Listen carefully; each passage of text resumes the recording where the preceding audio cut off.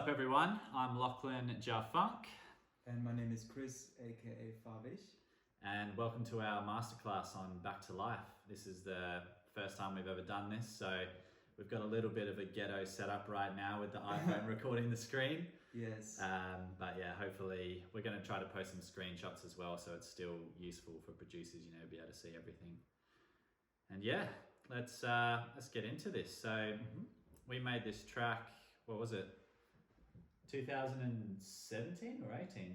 I think it might have been late 17 actually. 17, yeah, late 17 and then released early 2018, I think February. So yeah, almost, over 2 years old now. Yeah, I think the first track we did together. Yeah, first track we did together, one of the first sessions we had together as well. Yeah, first session as well for the FHAT boys. Yeah, that was the first time Aaron and Cedric worked together on a musical project. So yeah, it was the first time for everything, and I think that new energy and that vibe was really brought out in this track, and you can just feel that in the music, and it's probably why it's one of our best ones, because it just had the best energy on the day, I think, in the studio. We need to make another one. Yeah, we do. And someone was asking about the musical process, and I think we are already, right in the topic right there, because Lachlan was playing a show at Coco that night, and he was actually supposed to meet some friends for pre-drinks. That's right. And but we had such a fun vibe in the studio that we actually ended up staying longer, so we could finish the tune. And I think this is part of what made the song so special. Yeah, the studio session actually ended up turning into the pre-drinks, and when our friends came through there, and it was a bit of a party in there. Yeah, everybody was excited, and then we went to the club straight afterwards and saw them perform. Yeah, and that track, this track definitely represents that, I think so. Yeah, that was basically how the session went. And yeah, I guess let's get into this. So we'll go through track by track, and then at the end we'll go through all the questions if we haven't already covered that. So let's go from the kick. We have the special Magic Fabich kick. Could use compression limiting for distortion, it says there. Yeah, what's the story behind this kick? Because I know Chris uses this one in a lot of his tracks, and he's had it, I think you said you had it mastered, or it was mixed down by a professional mixer and masterer. Exactly, like for me it's I think it's always very important to choose the right kick, and especially in this song it only starts with a kick, a simple chord, and the vocal, so you want to make sure that everything kind of sits in the right spot. And we wanted to do maybe some compression to make it fit into the mix even better, but ended up using it the way it is. Yeah, it sounds great by itself, and it's one of those kicks that kind of works with a lot of things. I feel like I've even used it in some of my tracks too, and it just fits with a lot of stuff in this style, so it's a really good one. And as you can see, when you've got the right sample, you don't need any effects or anything else on the chain, so it's literally just that dry kick. Although it's already been processed, so it would have had some. Exactly, and but still, you want to make sure that this kick sits in the right key together with the bass line. I think this is crucial to get the low end right. Yeah, to get it sounding nice and together. Yeah. On this one, we actually pitched it down one semitone. So yeah, I wouldn't pitch kicks down more than maybe 2 semitones. Yeah. Up maybe 1, but otherwise it starts to sound otherwise weird, choose another kick. Yeah, exactly. So yeah, that was the kick. Nothing really there except pitch down. And we'll move on to the drums now. So we've got just a simple hand clap, soft clipped clap. So this little loop here actually comes from a friend of mine, Sean, back in Perth. Shout out to Ninth Floor Funk Apartment. Go check out his music. He's got some really good stuff. But yeah, he basically just recorded some claps into a microphone, added a little bit of clipping distortion to them, and that was it. So it's just a nice little human element there to get the groove of the track going even more. So that was that clap. Now we've got this little groove here. Sorry. So it's I think this is one I made, and it comes from a remix I did for Luke Million from his track Back to the Rhythm with Sam Sparrow. And the hat actually comes from, it was the Native Instruments Contact 70s drummer. and it was just one of the hats in there, and I EQ'd it a little bit, and then I re-sampled it again into this loop, and I tend to do that a lot. Is this something you do a lot if you kind of like a groove or something? You export it as a loop for future sessions? Yeah. So like this was from that remix, and before I close the project after I finish the track, I'll save a lot of the things, like my favorite things from the track, like the claps. Very cool. I need to start doing that. Yeah. And then you build up your own, I think we talked about this before too, building up your own personal sample library is a real key to finding your sound as a music producer and developing your own style. I think that's something I definitely struggled with at the start when I was beginning, because I just hadn't spent the time curating my sample library and getting everything together, my own personal stuff.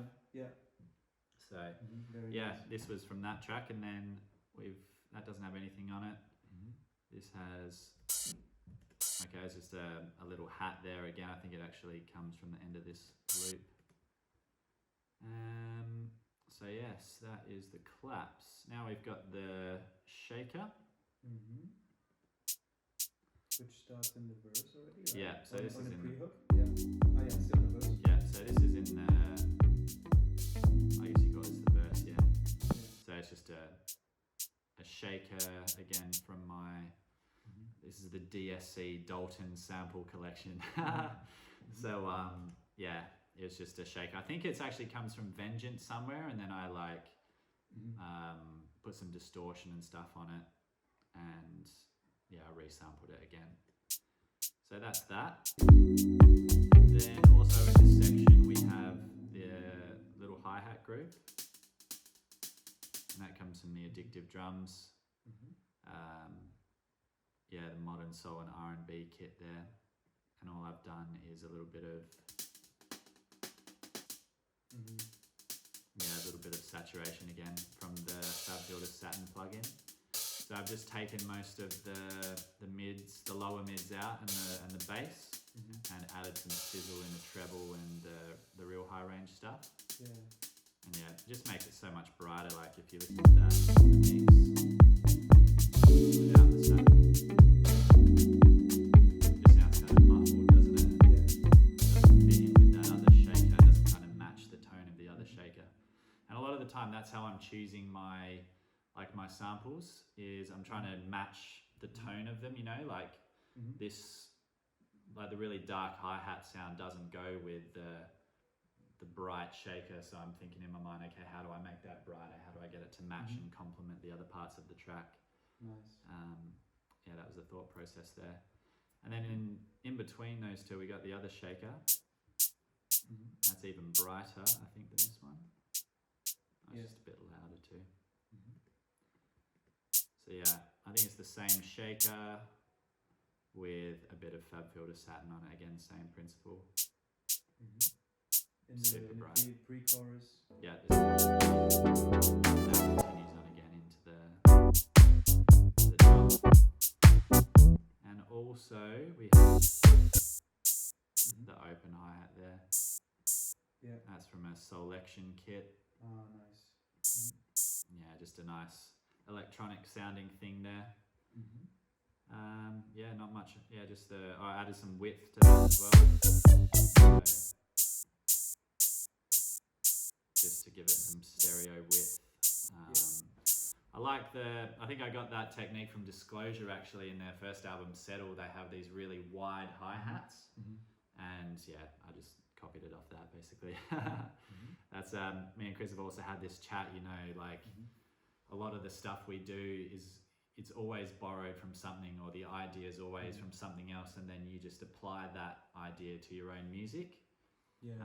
So I wouldn't feel ashamed, if you hear a chord that you like, or a certain sound you like, and you want to replicate it in your own production. I think it's fair to say just go for it, Yeah, and it inspires something completely new, because you're never going to be able to copy it exactly the same, so it's going to have your own personal twist to it. I really read a good quote concerning this. I'm not sure who said it, but imagine you are Pharrell Williams or Timbaland. These guys can sound like anyone else, but they found their own style. But I think it's always good to remember, that at some point everybody starts out copying other stuff until you kind of find your own sound. Absolutely, yeah. I think all the greats of any profession have done the same. You know, like Kobe Bryant copied Michael Jordan. Yeah.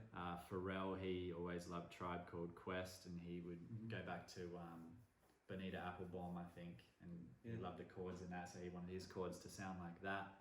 So yeah, I think it's fine to copy at the beginning, and even now I will still reference a lot of tracks and say I want to have some drums that sound like this, but then put my own twist on it as well. I think there's actually a very good challenge if you hear a song that you like to try to replicate that sound, because that's quite a tough challenge anyways, and you're probably going to learn some stuff along the way. Yeah, really test your skill as a producer. And I know Maxwell, really amazing producer from Australia, he's one of the best producers I know, and he's also one of the best copiers that I know as well, because like there's this video where he copies I think it's one of the Notorious B.I.G. tracks, and he gets all the sounds, replicates it, and then he actually he does it so well, he tricks Shazam into like picking up it's that track. Yeah. So yeah, the better you get at copying, the better you're going to be able to hear something and go, oh, okay, I'm going to replicate that, so I know how to do that now. Yeah. Yeah. It's like cooking maybe, you know? Yeah. You want to learn the basics first and then combine it into something new. Yeah. Yeah. Exactly, you can apply it to anything. So we got just a simple crash in there again. This one's from, I believe, a pack from Vanilla, which a friend gave to me. I guess this was sampled from a Drake track, given it's called Cymbal Drizzy. But yeah, nothing on that again. We got the famous Fabich cymbal here. Exactly. The staple. Like we said, this is a sound I use in almost every song because I know what it does. You know, Yeah. So yeah, it just works, doesn't it? For like any transition. The transition sound. Yeah. So yeah, again, nothing much on that. I think we got a little bit of reverb here on the send just to put it back in the mix a little bit. I'm always thinking when I'm doing my mix downs, like I want to place certain instruments super up front, like for example the kick and the bass, and they've obviously got no reverb on them. You know, they can be super wide, I guess, or they can be very centered. That doesn't matter too much, but really dry. And then the other things like the effects, I think in my mind, okay, I want them to be sounding far back, so I'll lay on the reverb a bit more, add some delay and stuff. Yeah, I think the reverb is Ableton, right? Yeah, just the Ableton reverb, yeah. Yeah. And some side chain up. Tighten up the mix a bit. Yeah, nice. So yeah, and then we've got in this the Cowbell. And that was, I think that's an Ableton sample, right? I think it's an Ableton sample. They have really good samples. Yeah. Hi-hats, amazing 909 kit as well. Really good stuff. So we got the one knob brightener on that, which is actually on 0, so it's useless. It's not doing anything. When do you choose between the brightener and the Saturn? Brightener's a bit less, I would say, right? Yeah, I mean, I tried. I guess the process in my mind is like the Saturn, I feel, takes more of the bottom end out. Or does for that preset that I use anyway. So I just put that on hats where I literally don't need much bottom end. But the one knob brightener, the whole thing. Yeah, it does brighten it, but it still keeps the low end to it. So like the Cowbell, you know, you want a little bit of that low end still in the sample. Cool. So yeah, I use that one there. And then again, pretty much no compression. Yeah. Not even a low cut. Yeah. You know, just choosing the right sounds. Exactly. So important. If you have the right sounds at the start, you don't need to mix down. And I think that's how it should be too. Like, if you find yourself, you know, with a massive EQ, 10 notches in it, I think you just got to choose a different sound, because obviously that sound isn't working for what you want it to do. But especially these days, I feel like on Splice, you can just type in hi-hat. Yeah. And you will literally find, you know, the most popular ones, which are probably quite good anyways. Yeah. So, yeah. The download numbers don't lie, do they? So on the drums bus, what have we got? So we've got the Wolf compressor, which is a favourite of mine, and you can see that just glues everything together, brings the softer noises up and also the loud noises down a little bit. Yeah. And then we've got the API, which isn't doing a whole lot. Oh yeah, maybe restart it. Yeah. Maybe. Does it work? Oh no. Yeah, I think maybe I reset my computer recently, so it's probably turned off, but it was only a very subtle thing anyway. Yeah, a little bit of compression. Yeah. And then we had the kick out of the group. Is that normally what you do? I like to normally do a percussion, apply some saturation on it, or maybe even low cut, and then sometimes I do another whole drum group with the kick included. Group in a group. A group in a group, and then sometimes even more parallel compression. Yeah. Okay. But, why is that? Like just recently I learned this from a friend in Los Angeles who's a pop producer, and at the end he makes a drum group, instrument group, and a vocal group, parallel compression, everything, and then even more parallel compression on the master. Wow. So yeah, you really because I think especially in pop you want to make everything really important and quite minimal and make everything count. So you kind of compress it and compress it and compress it some more. But yeah, it's not necessary, I would say, for any. Just try it out and see if it works for your sound, Exactly. I guess. Yeah. So that basically covers the drums. We're going to move on to the bass now. So I think in terms of the way it worked on the day, we actually started with the drum groove. So we had this, or maybe this section. Yes. And then the bass came next. So I actually played that on my mini log, and that was a really cool sound from there. Just one of the bass presets I found. And yeah, in my mind when I was writing the bass line, I was just thinking like a real funky type pattern. We're in the key of E minor here, so I'm going to play it on this sound here just for now. So yeah, a lot of bass lines in disco and funk, they'll follow this kind of pattern. You know, they're just the E minor scale going up, like Good Times by Shigby.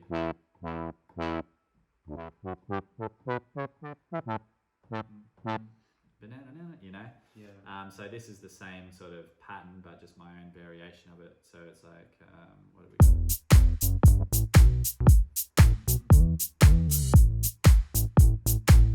So yeah, it starts on an E minor 9, so obviously it starts on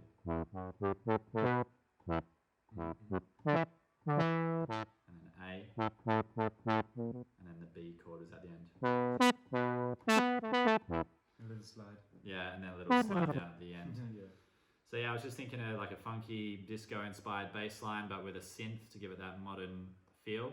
And all it has on it is a little bit of side chain and a little bit of low shelf here on the bottom, just to tame the bass a little bit. So yeah, pretty simple there. Now let's move on to the chords. So this is a sound you found in the Diva, I think.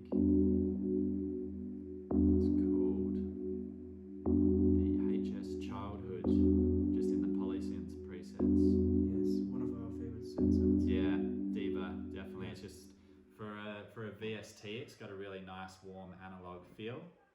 And yeah, just found that nice sound. It fit in with the kick at the start. There's already a vibe there with that chord and that kick, you know, and that's what you're looking for, is a sound that's going to work well by itself, and it sets a mood straight away. And there's a little click on it, I guess, at the start, so we just put that on there to get rid of that clickiness at the start of the sound. Yeah. And cool. I think very important in terms of production and development of the whole arrangement. I think it's a good idea to keep stuff very simple in the beginning, but still interesting enough for the listener to kind of get an idea of the song, and then suddenly when the actual chords come in, you know, when the progression comes in, this kind of whole universe opens up. Yeah. I think this creates this kind of special moment, Yeah. especially in this song when the crazy chords come in the Yeah. for the pre-chorus. Yeah. Yeah. When the chords and the music actually change over time, not just the production, that adds another like element of musicianship, I guess, to the track. And so the first chord starts on E minor 9. So I'll just go into piano roll so people can see that too. Oh yeah. So it's then E in the bass down there. And then that moves on to the verse chords, which are E minor 9, then A minor 9, and then B minor 9, the A on the top, and then back down again to E minor 9. So that's the progression for the verse. Move into the bridge, which is probably almost the hook of the track, which is kind of like the Neptune stuff, you know. A lot of their bridges, that's what they're famous for, was their crazy bridges, and I think that that inspiration of mine came out in this track. Oh yes, we're both massive for our fans. Huge, fans. crazy, creepy, some would say.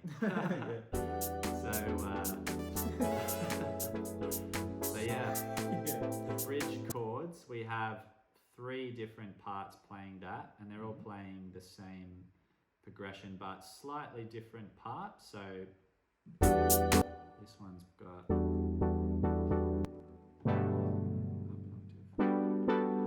So that is playing G major 9, then A major 9, then A minor 9, and this passing chord at the end.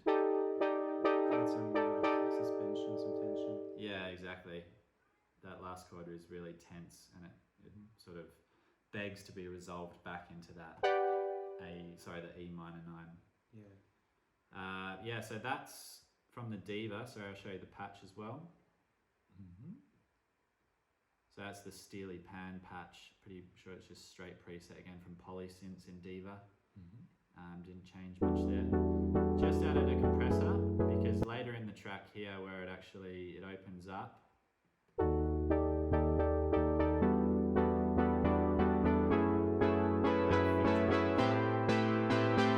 volume spiked up a little bit, so we just added the compressor there to tame that a little bit. Yeah. And then we've also got this one. So that's another Diva, like brassy sound, I guess, from the Ingo Wiedner pack. Or bank there. I think you can download that from the UHE website. And some really good brasses in there. So those 2 together now.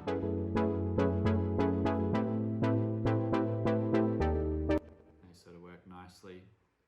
One's got the lower end. This first one's got the lower range. This one's a bit more top to it. And then the last thing is these bells, which is from my mini log. Same as the bass, by the way. Same synth as the bass. Just a different patch. The mini log is like is it strictly analog, I guess, right? It's like a 4-voice synth. Quite easy to transport. It's a small one. It was relatively Really cool. cheap too. I think you can get them for about it was about £500 when I bought it. I think they're a little bit more expensive now because they're gotten more popular. But so the chords for this one are G major. So this is playing the G major 7. So that's the only drawback of the mini log, is you can only play 4 note chords. You can't play 5. But then again, that creates something cool because, like we talked about, I think we were talking about this a while ago. You don't want every single instrument to do the same, play the same thing, you know. So it goes G major 7, A major 7, A minor 7, and then that crazy chord at the end. I'll try to find out the name of the chord. But so that's just, and all together it sounds Now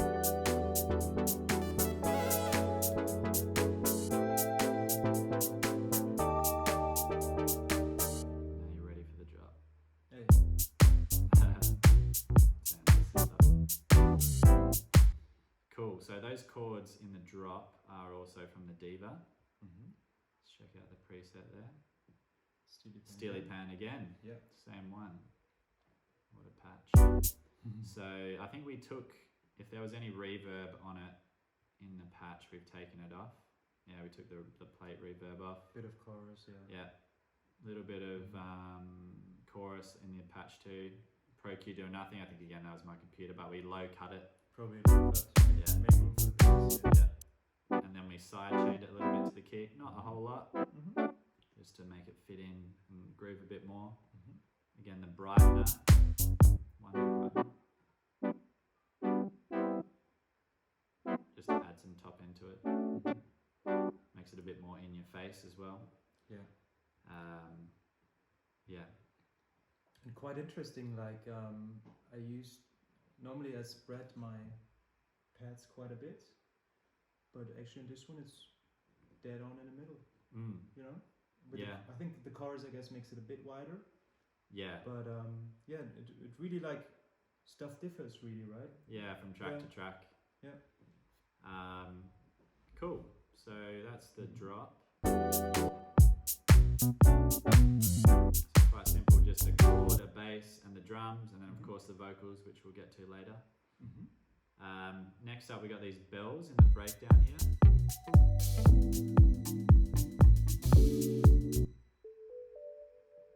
Yeah, so just a nice little extra element there for the second verse, I should say. Yeah. And I think it's good in tracks to have these one-time only events, you know? Yeah. So like, you don't want the second half of the track to just be a repeat of the first half. So you want to add some elements or something to do with the arrangement that's going to only happen once in the song to make people come back and listen to it again, you know? Exactly. And that's what this little bell thing was here, just a evolution. Next we got this little melody in the drop. So this comes in the second half of the drop.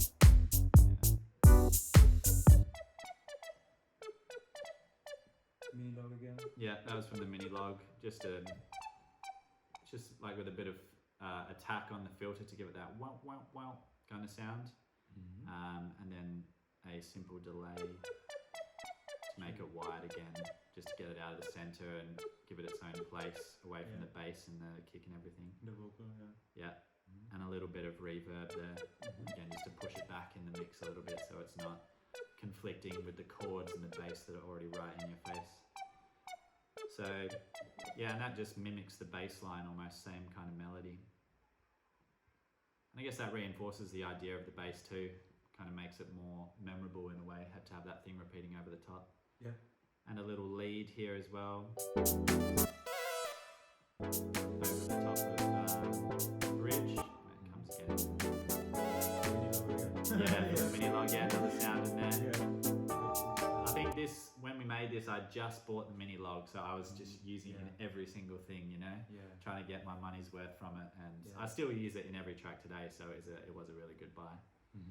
And then we got the string. I think this comes from a Grant Nelson sample pack.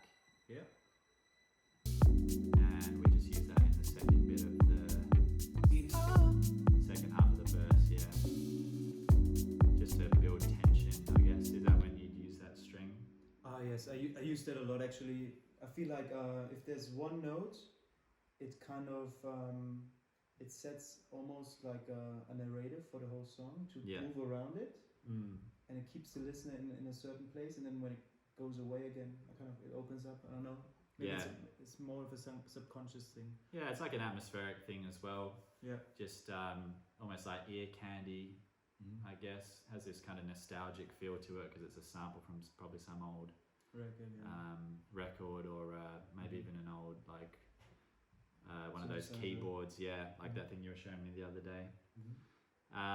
So yeah, and then that's literally it. We've got 24 tracks, which is crazy because, you know, for a song that's probably done the best out of anything I've ever done, it's got about 2 million streams now on Spotify. It's got the least amount of elements, and I think that speaks volumes in a sense that I love that. the simpler a track is, you know. Yeah, like simplicity. Simplicity is the highest form of sophistication sometimes, and I think that's so true in music. Like sometimes I go in projects where I've got 100 tracks, and it's just a mess. You know, like people can't make out the main ideas in the track sometimes. Like you can obviously do it really well. I'm sure there's great music that have hundreds of tracks as well, but yeah, if you can simplify it down, I feel like that's a really it's a mark of a good producer to be able to make something so simple but also so in your face and big. I would compare it again to cooking, really. You know, like think of a good pasta dish or a good pizza. You know, it's simple, like, but every ingredient counts. You know? Exactly. Every ingredient's doing something. You want to have a good cheese. You want to have some good spaghetti. You need your bass. You need your kick. That all has to be good. And if you overdo it with the spices, in the end, you know, what is it? You know? It's just a mash of everything together. So I guess the key to being able to do that is to have really good samples again and really good sounds. Choose them wisely. I think choosing good sounds just comes from putting the time in. You know, just putting time into your craft, and your selection and your taste will improve over time. And it's a real skill. And I feel also, you know, if you can only fit so many frequencies into a song, into the spectrum. And if there's just a kick and a bass, this will sound very fat, you know, in a way. Or if you just have a chord, you know, you will be able to hear the whole thing from the low end to the high end. And if you have a bunch of stuff here and there, suddenly it gets crowded and sounds actually thinner. Exactly. So I guess the moral is there, make sure each instrument's doing its thing, and it's a strong sound as well, something that's going to be bold and work well by itself without having to use a million plugins. So now I guess we're at the vocal now, which is last night I feel like this really carries. This is the track almost. Like the production is good, but the vocal, you know, without the vocal, it's just a kick and a chord. So the vocal is real, and I feel like our production gave the vocal enough space to do its thing. You know, and it really lets the vocal drive the track. I fell apart at the thought of breaking off. We thought all that work we put in wasn't paying off. Then as we went walking through the park. And the reason we've got it all in just one file here is because I think normally the way we work is we'll make the beat in one project and then export that into a separate Ableton project and then record vocals over that, because I remember when we did the final editing of the vocal, there was about 120 vocal takes. So there's a lot of stuff you can it's almost record. Another, how you say, it's almost a whole nother thing to mix a vocal. It's a whole nother skill. It's always different, huh? So there was a separate project for this which we then exported down, and I think some of the main plugins we would have used on that and techniques were, we used Waves Tune on this one to tune it. Didn't need much tuning, but now I use Melodyne. I think that's actually way better than Waves Tune, but at the time this is all I had, so we used Waves Tune. And then we had maybe the CLA vocals, we're using that a lot. What's the preset called? Is it Start Me Up? Start Me Up, always a good really start. Good one.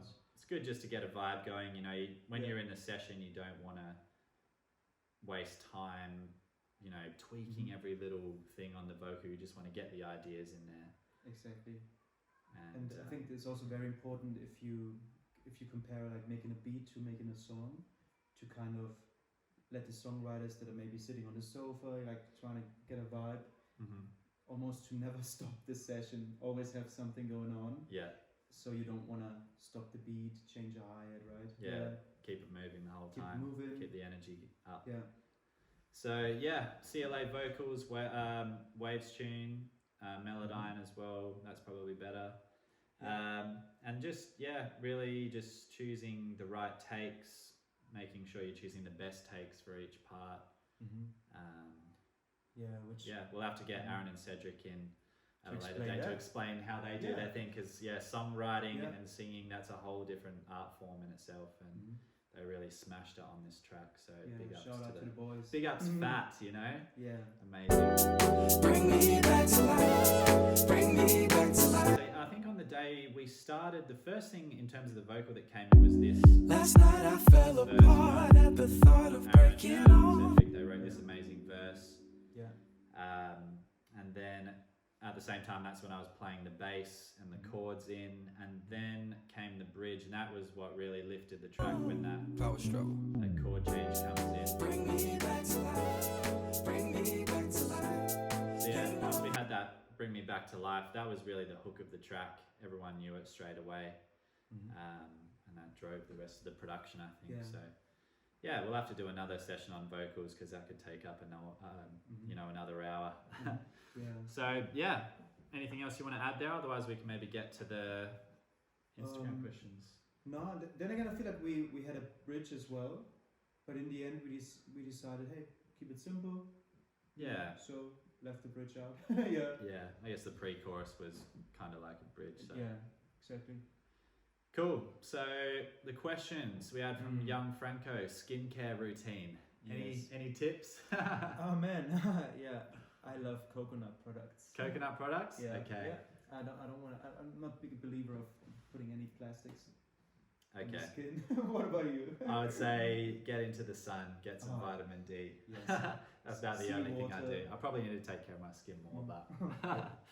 All right. Next one we've got is from Boys Get Hurt. From Tokyo, so shout out to Boys Get Hurt. Who started kicking off the idea on this jam? So it was a collective thing, but the first was probably Chris with the beat. He got the beat going on Ableton, and I was over to the side on the mini log getting the bass idea in while he was doing that, kind of figuring out what would work with the drums that he was programming in. And then once we had that initial chord progression, then the FHAT guys came in and they carried the track with that little verse vocal there. Yeah. So it was like a collaborative thing. And I think it almost always is. Yeah. You know, it's like playing a game. You know, you decide on play a game, and then everybody, you know, has some input, and hopefully at some point the magic happens. Yeah, there's an But idea. it could be anything, right? Yeah. Yeah. If you watch those sessions on YouTube of the Neptunes or anything of Pharrell and Chad, there's always this back and forth dynamic going on. Yeah. Like there's this one where Pharrell, he's trying to come up with a vocal line and he's sitting there humming stuff to himself. Chad then grabs a guitar, he plays a little melody, Pharrell picks up on that, and then he starts singing something to that melody. So it's always this back and forth energy, and I feel like that carries a lot of these sessions with the vocalists, and with me and Chris is like Chris will jump in, he'll do his thing, I'll play some chords on top of it, the singer will come in with their ideas, and it's this big mixing pot of creativity. And I think that's also the part that you can't force, really. You know, it's like, I think the energy that's in the room, you will hear that in the song. Yeah. Like sometimes you think, you know, wouldn't it be amazing to write a ballad at some point, but if this is not the energy in the room that day, you can't do it. And the other way around as well. You're like, you can't, like, at least I can't do that. You know, I have to create something that feels right for everybody. The energy you know of the what I room, mean? Yeah. That's it. So yes, next question is from Sess. And he goes, how do you do the main synth? So I think we kind of covered that already, but the main, I guess if he's talking about the main chords, this bit, it is the diva. Steely Pan with no reverb on it. So yeah, get into the diva. Very good plugin. Next one comes from Francesco. He goes, how did you guys come up with the idea of the track? Was it by jamming together or just by making it instrumental / lyrics and adding stuff from there? So yeah, this one, it was a together, it was a jamming together, I would say, But it's not always the case. Like on my most recent single, I actually made the beat by myself at home, sent it to a vocalist, they do their thing. So it's different for every track. But I definitely feel when you're in the room with the vocalist, it brings out a different, something that you can't create by yourself at home, and it brings out a new energy. So yeah, that's the most fun for me. Next one, Midnight City. Can Superman outrun the Flash? Well, I think you have to answer that one. I think given that Superman can fly, I think he's got the upper hand. Like the Flash, he's quick. Don't get me wrong. Isn't he like light speed fast? Yeah, he could be light speed fast, and if Yeah. he can go at the speed of light, I think he's definitely got the W there. But Superman can fly. Don't count out Superman. Yeah. So we'll have to call it a draw. Superman or Batman? Or Superman. I think he's quicker. Quicker. All right. We had a question from Doomia Music. What are the chords? So kind of covered that already, but I'll quickly redo it. So in the verse, it is E minor 9. And then it goes to A minor 9, this inversion. And B minor 9, this inversion. And then the bridge is G major 9. A major 9, A minor 9, and this chord here, which I don't know the name of, but it's E flat, G, A, and D, up an octave, and then back to the E minor. So yes, those are the chords. Nice one. Next one, I am Guessies. Not a question, but this song still slaps 2 years after. Thank you very much, man. Awesome. Yeah. Appreciate that. Thank you. Yeah, we still love it as well. Rhino Music goes, how did you make the bass? It sounds like a real bass, but also somewhat electronic. So yeah, that bass was from the mini log. It was a synth sound in there. I think from memory, it's like a saw wave mixed with a triangle wave on the mini log. But yeah, and it's got the filter cut off too, down a bit, so you can only hear the low end. It's not super tangy. I guess, yeah, the thing I like in synth basses is when they're kind of dark, so it mimics a real bass. For funk and like this kind of genre anyway, I feel like that's what works best. Yeah. Also the Diva has some really nice basses as well. Absolutely. Diva is great for everything. Next one comes from Sans M. Bro, I would like to know about the synth in the song. What kind of plugin did you use? Or was it analog sound? So yeah, we just saw there it was all from the Diva. So get into that. UHE. Have you tried the Repro? It's No. also quite good. Similar sounds. Yeah. Sick. I'll have to Good get into that, bases. yeah. UHE do some really good stuff. And the last question was from Holistic Music. Music theory / composition workflow, please. Yeah, so I think we kind of went through that already in the thing. But yeah, in terms of music theory, the way I learned was I started off by learning some really basic stuff. So I actually bought like a high school book when I was about 18 on music theory. I learned basic scales, I learned all the major scales, a few chords, like how to play triads and stuff. And from there, once I had that basic knowledge, that really opened up a whole world of being able to listen to my favorite tracks and then copy the chords. Like once I learned about major and minor nines,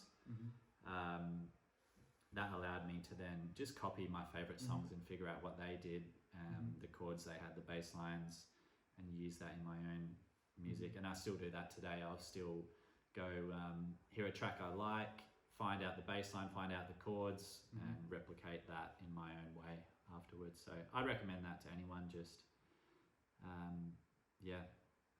copying. Composition workflow. So yeah, I guess when you're composing, what's your normal workflow? What gets you started with a track? Is it you start with drums all the time? Do you start with chords, or does it change from track to track? I love starting with a really simple drum, maybe. Oftentimes I just chuck in a loop or something to get an idea of where I want to go. And then for me, it's all about the chords. And I learned playing the piano when I was 5, but just by ear, so I never learned notes, and I still can't read notes. Yeah, you just go by ear. Yeah, and I stopped playing the piano when I was 10. But then later on, when I was interested in music production, I felt like this is something like riding a bicycle that you kind of never forget. So I try to go with a feeling. And at some point, I think you have to know, how does a minor chord work, how does a major chord work, and then look into 7th chords, 9th chords, and then just mess around with it, I would say. Yeah. Always, you don't have to be music theory is amazing, but then again, I think it's trial and error, see what works for you, Absolutely. copying other stuff, understanding maybe how different stuff works, and I think that's very important. You know, you might have very shitty software, maybe only Ableton internal stuff. Use whatever you have, you know. Yeah. And even if you don't have any knowledge about chords, you know, start with the bass. I don't know, you know. Exactly. Yeah. I mean, when I started, I was the Yeah. same. I didn't know a thing about music theory. Yeah. But I think if your ear's good, that's Never going let to it lead you. discourage you in a way. Yeah, Yeah. exactly. And you can always learn. You can always improve your skill set online. There's just millions of hours of stuff on YouTube. So Man, yeah, that's amazing. yeah. What's this jazz guy again? I forgot the name. Which one's this? Who's also dropping records now? Kiefer. Kiefer, and then there was another guy as well. Oh, I can't remember either now. But yeah. Jacob Collier. Oh, Jacob Collier. Yeah. Oh, yeah, he man, does some it's amazing crazy. masterclasses. Have you seen them? Crazy. Yeah. Yeah. There's lots of resources out there. You can learn so much stuff. Yeah, my favorite people to. I also learned my chords from this guy called Neo Soul Keys. This guy called Jamal Hartwell. He's like a gospel musician from the States, and he's got lots of tutorials online, free ones as well. Yeah. And I think he also does some like MIDI packs and sample packs. Yeah, right? yeah, he's got lots of stuff. He's got a VST, like a Rhodes VST. Yeah, a might whole be a bunch good of them. start. Yeah. Yeah. But yeah, invest. I think the most important thing is just to invest your time in learning. You know, there's the unfortunate thing is that there's a lot of shit out there on YouTube, so you sometimes have to do a bit of digging to find the thing that you're actually looking for. But just you just got to put in the time, and you will. I'm sure you'll find the results are worth it with a little bit of effort. Yeah, cool. So I think that covers all the questions. If you do have any extra questions, feel free to leave us a comment, and we will answer them. Also, let us know which collaboration of us you want to hear next. Yeah, we're down to do more of these Talk to videos. me, Yeah, ecstasy. yeah, we can do them all. Yeah. So we're probably going to do a little series now where we do one of these a week or so. And yeah, feel free if you want to hear a specific track, let us know. Yeah. And we'll break it down and tell you all the secrets behind it. Awesome. Cool. All right. Thanks for tuning in, guys. Hope that Bye-bye. helped. See you later. Bye bye.